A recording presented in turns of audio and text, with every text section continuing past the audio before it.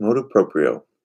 Mysterii Paschalis, on liturgical year and New Universal Roman Calendar.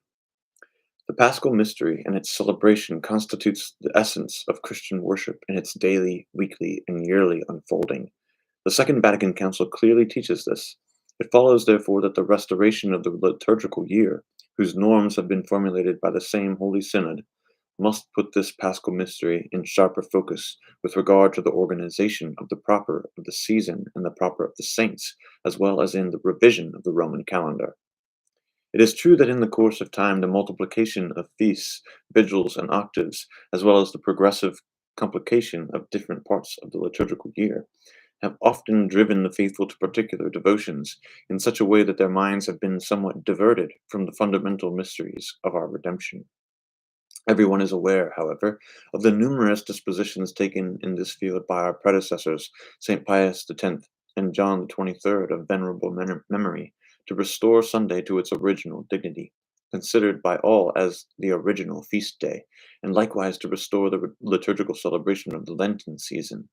Above all, our predecessor of venerable memory, Pius XII, had decided to revive within the Church of the West, in the course of the Paschal night, the solemn vigil in which, while celebrating the sacraments of Christian initiation, the people of God renew their covenant with Christ, the risen Lord. Following the teaching of the Holy Fathers and the firm tradition of the Catholic Church, these popes rightly thought that the unfolding of the liturgical year is not just a commemoration of the actions by which Jesus Christ, by dying, has brought about our salvation, nor, according to them, is this unfolding merely a commemoration of past events so that the faithful, even the more simple, might be instructed and nourished by meditating on them.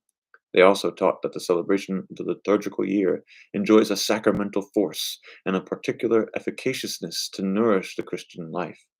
We ourselves think and teach the same.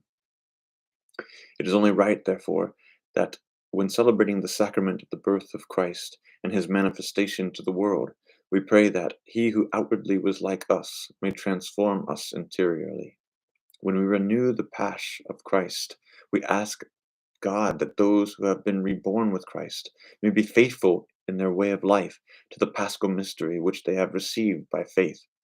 For, to use the very words of the Second Vatican Council, in recalling the mysteries of redemption, the Church opens to the faithful the riches of her Lord's powers and merits, so that these are in some way made present at all times,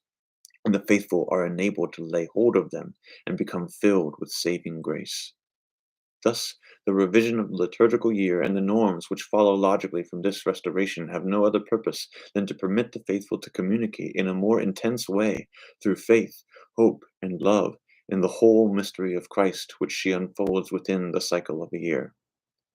Nor, we believe, is there any disagreement between this re-emphasis on the mystery of Christ and the feasts of the Blessed Virgin Mary, who is joined by an inseparable bond to the saving work of her Son, and the commemorations of the saints, among which it is fitting to single out especially the Natalicia of our Lords, the martyrs and conquerors. All these are feasts which shine with particular brightness. For the feasts of the saints proclaim the wonderful works of Christ in his servants, and display to the faithful fitting examples for their imitation. Indeed, the Catholic Church has always held that the paschal mystery of Christ is proclaimed and renewed in the feasts of the saints. It cannot be denied, however, that in the course of centuries the feasts of the saints have become more and more numerous. The Sacred Synod has therefore decreed, lest the feasts of the saints take precedence over the feasts which commemorate the very mysteries of salvation, many of them should be left to be celebrated by a particular church or nation or religious community. Not only those should be extended to the universal church which commemorates saints who are truly of universal significance. In order to execute this decision of the Ecumenical Council, the names of some saints have been removed from the universal calendar, and the faculty has been given of re-establishing in regions concerned, if it is desired, the commemorations and cult of other saints. The suppression of reference to a certain number of saints who are not universally known has permitted the insertion, within the Roman calendar, of names of some martyrs of regions where the proclaiming of the gospel arrived at a later date. Thus, as representatives of their countries, those who have won renown by the shedding of their blood for Christ or by their outstanding virtues enjoy the same dignity in this same catalogue. For these reasons, we think that the new universal calendar, prepared for the Latin Rite, is more in harmony with the piety and the needs of our times, and that it better reflects the universality of the Church, in the sense that it proposes the names of the most important saints, who present to all the people of God a shining example of sanctity in a variety of ways. It is superfluous to say that this will contribute to the spiritual well being of the entire Christian world.